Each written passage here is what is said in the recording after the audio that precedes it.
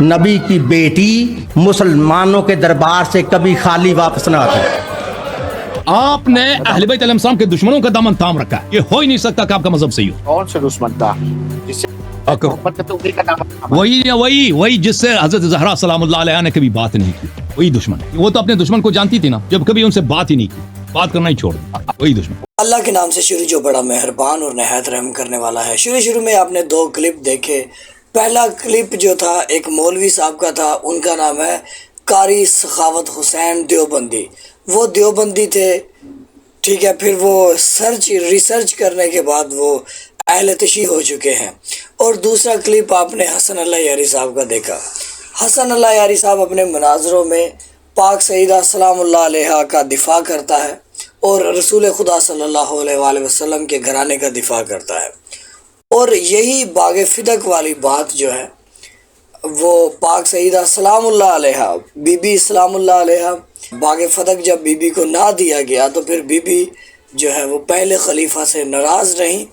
इसी मुतालिक जो देवबंदी से अहले सुन्नत से शिया हुए हैं कारी सखावत हुसैन देवबंदी साहब, आपने बड़े गौर से सुननी है और ये देखना कि यार जब एक देवबंदी शिया होता है तो फिर वो कैसे मजलिस पढ़ता है। और ये देवबंदियों का बड़ा मौलवी था और अभी ये शिया हो चुका है। और शिया होने के बाद जो है ये पाक सैयदा सलामुल्लाह अलैहा का जो हक़ है, बाग फदक है, वो कैसे पढ़ता है, वो कैसे इन चीज़ों को देखता है। तो ये मजालिस में हम देखते हैं कि जब एक सुन्नी शिया होता है फिर वो बाग फदक के मामूलात को कैसे देखता है, कैसे वो बाग फदक जो है वो इसको लोगों को बयान करता है। तो इसी मुतालिक ये वीडियो है। वीडियो का आगाज़ करते हैं। बिस्मिल्लाहिर्रहमानिर्रहीम। अल्लाहुम्मा सल्ली अला मुहम्मदिन व आले मुहम्मद। अगर मुसलमान समझ लेते जनाब ज़हरा के मकाम को तो फिर कभी भी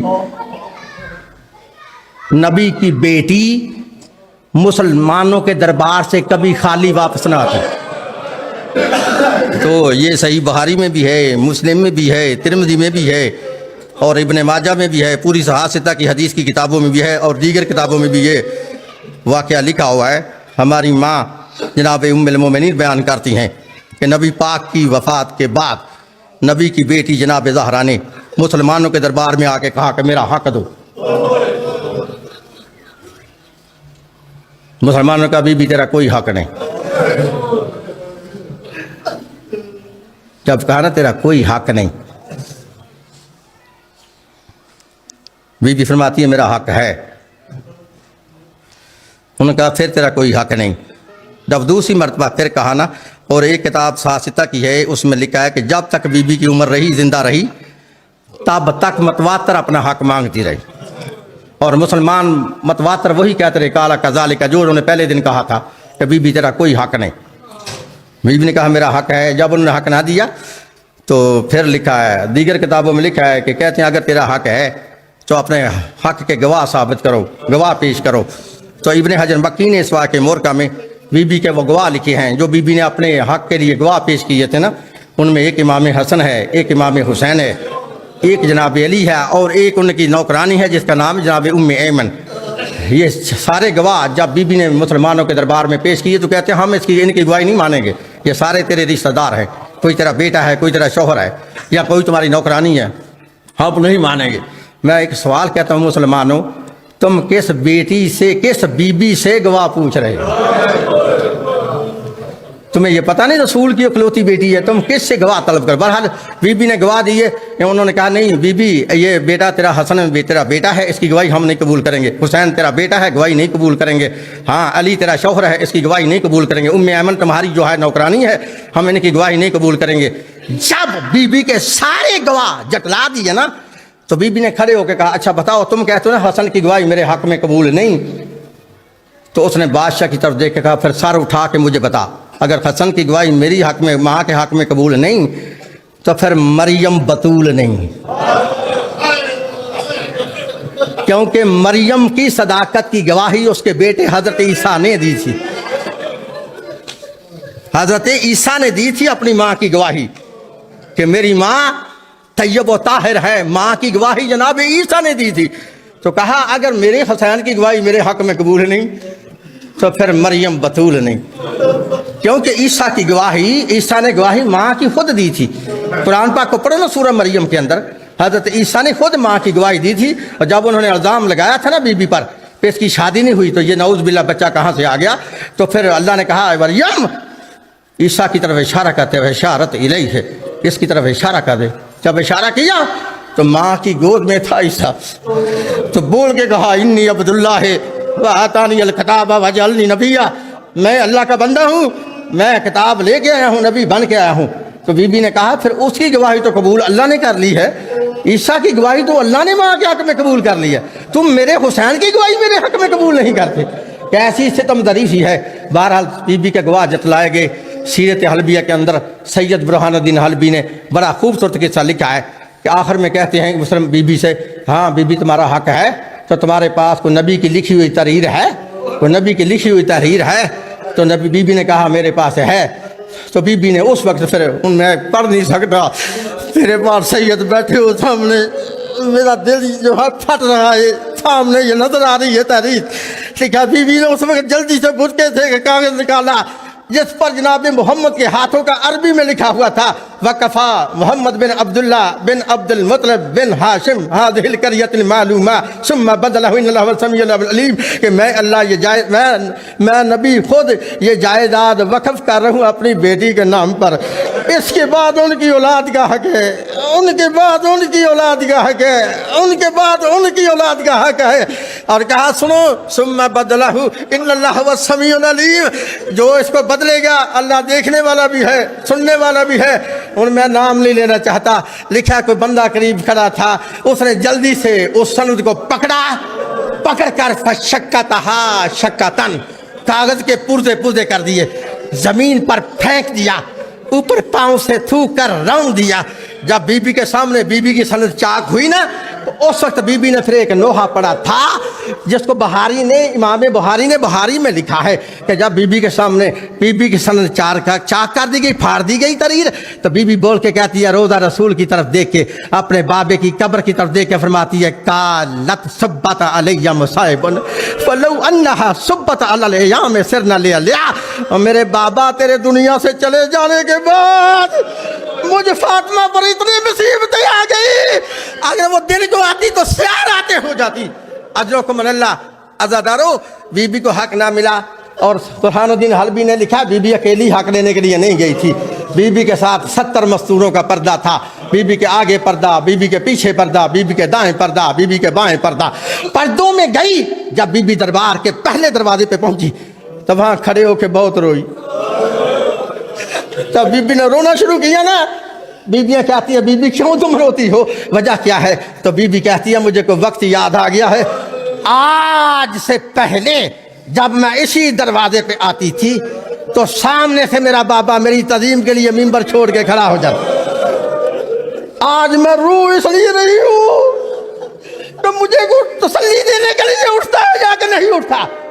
لکھا جب کافی دیر تک کھڑی رہی، کسی نے نہیں پوچھا کہ تم کون ہو، تو پھر خود برقعے سے آواز دی، یا معاشر المسلمین، اے مسلمانوں اگر تمہیں شعور نہیں میں کون ہوں، سنو انا فاطمہ بنت رسول اللہ، میں فاطمہ بیٹی ہوں رسول کی۔ کہتے ہیں کیوں آئی ہو؟ کہا اپنا حق لینے کے لیے آئی ہوں۔ کہا بی بی تیرا کوئی حق نہیں، بس وہ عزادارو سنو گے جملہ، جب بی بی کو حق نہ ملا، بی بی روتی ہی مسلمانوں کے دربار سے گھر کی طرف آ رہی تھی، تو چھوٹی سی جناب زینب تھی تو دروازے پہ کھڑی تھی۔ جب اماں کو روتے ہوئے دیکھا نا، بی بی جلدی سے بول کے کہتی ہے اماں تم روتی کیوں ہو؟ کوئی بات نہیں، اگر مسلمانوں نے تیرا حق نہیں دیا تو آپ روتی کیوں ہیں؟ آپ نہ روئے۔ سنو یہ جملہ بی بی نے کیوں جواب دیا تھا؟ بی بی فرماتی ہے او میری بیٹی، میں کوئی باغوں کو نہیں رو رہی، میں کوئی جائیدادوں کو نہیں رو رہی، اماں پھر تو کیوں روتی ہے؟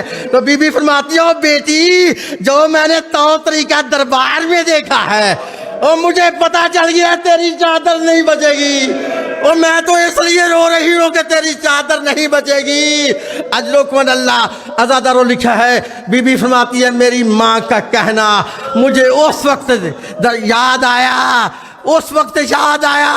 کربلا کے میدان میں اس وقت یاد آیا میری ماں کا کہنا، مجھے اس وقت یاد آیا جب شمر نے آواز دی لوٹو تبرکات علی و بطول کو اور قیدی بنا کے لے چلو آل رسول کو، اجرکم اللہ۔ اللہم صلی علی محمد وآل محمد، سلام ہو محمد وآل محمد پر، لعنت ہو بے شمار ان لوگوں پر جنہوں نے رسول خدا صلی اللہ علیہ وآلہ وسلم کے گھرانے پر ظلم کیا۔ یہ ظلم کرنے والا کون تھا؟ یہ ظلم کرنے والے تھے مسلمان، وہی مسلمان جنہوں نے بظاہر کلمہ پڑھا تھا لیکن اندر سے نہ انہوں نے رسول کی عزت کی نہ آل رسول کی عزت کی۔ اور یہ جب پاک سیدہ سلام اللہ علیہا کا سوچا جائے کہ باغ فدق نہ دینے کی مجبوری کیا تھی، ہمیں نہیں چاہیے، باغ فدق کی بات ہم نہیں کرتے، لیکن ہم اس بات کے اوپر بات کرتے ہیں کہ باغ فدق جو تھا وہ کیا مجبوری تھی کہ ان کو باغ فدق ان سے چھینا گیا، کیا مجبوری تھی کہ سیدہ کا دروازہ جلایا گیا، کیا مجبوری تھی کہ حضرت امام حسین علیہ السلام کو زہر دی گئی، پھر ان کے جنازے پر تیر لگائے گئے، کیا مسلمانوں کی مجبوری تھی کہ کربلا میں حضرت امام حسین علیہ السلام کو گھیر کر 9 لاکھ مسلمان اکٹھے ہو کر امام حسین علیہ السلام کو شہید کرتے ہیں، پھر ان کے بعد ان کی اہل بیت امام حسین علیہ السلام کی آل اولاد اور بی بی زینب شریکۃ الحسین علیہ السلام ان کو یزید قید رکھتا ہے۔ کیا مجبوری تھی؟ یہ جو کیا مجبوری تھی یا یہ جو کیا کا الفاظ ہے نا، آپ نے اس بات کے اوپر سرچ کرنی ہے جو ہمارے سنی بھائی یہ ویڈیو دیکھ رہے ہیں۔ کیا مجبوری تھی کہ باغ فدق بی بی سے چھینا گیا اور نہیں دیا گیا؟ اس کی کیا وجہ تھی؟ یہ وجہ آپ نے پتہ کرنی ہے۔ ظاہر سی بات ہے رسول اللہ صلی اللہ علیہ وآلہ وسلم کے بعد اگر دنیا ایکسیپٹ کر لیتی مولا علی علیہ السلام کو، دنیا مان لیتی میرے مولا علی علیہ السلام کو کہ رسول کا جانشین مولا علی ہے، تو باغ فدق کون چھینتا؟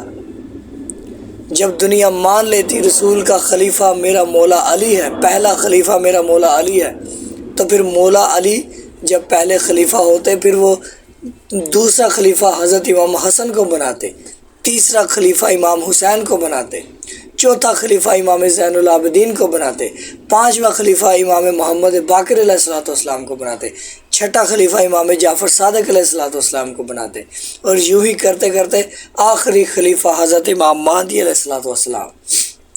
یہ ہیں 12 خلیفے جو شیعہ جن کے اوپر ایمان رکھتے ہیں، شیعہ انہی کو مانتے ہیں، اور یہ خلیفہ رسول اللہ صلی اللہ علیہ وآلہ وسلم کے تعین کیے گئے ہیں۔ خود رسول نے کہا کہ میرے بعد میرے 12 جانشین ہیں، پہلا علی ہے اور آخری مہدی علیہ السلام۔